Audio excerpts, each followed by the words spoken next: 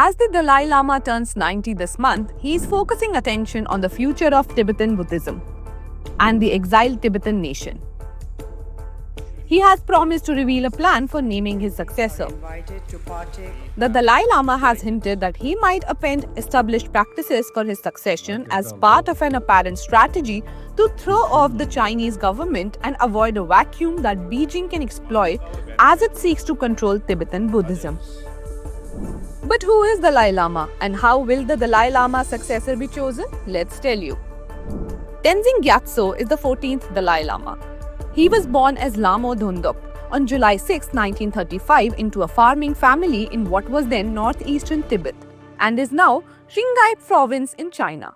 He was recognized at age 2 as the reincarnation of the 13th Dalai Lama and afterward began monastic training and Buddhist philosophical studies. Chinese troops entered Tibet in 1950. At age 15, the Dalai Lama became Tibet's political leader, guiding the Tibetan people through the crisis.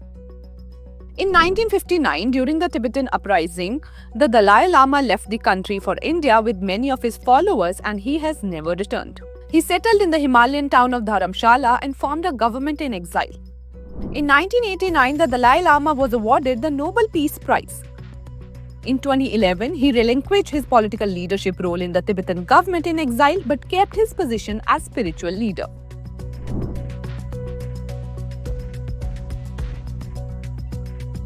According to Tibetan Buddhist belief, the Dalai Lama is a reincarnation of Avalokiteshvara, the Bodhisattva of compassion.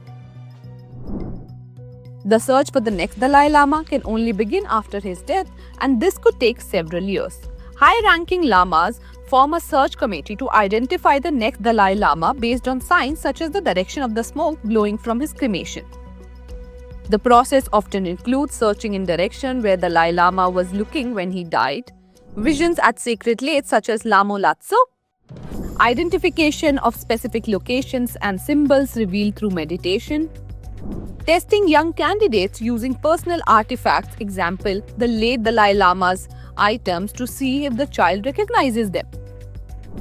Once a likely child is identified, they are groomed and educated for years, typically entering monastic life at a very early age.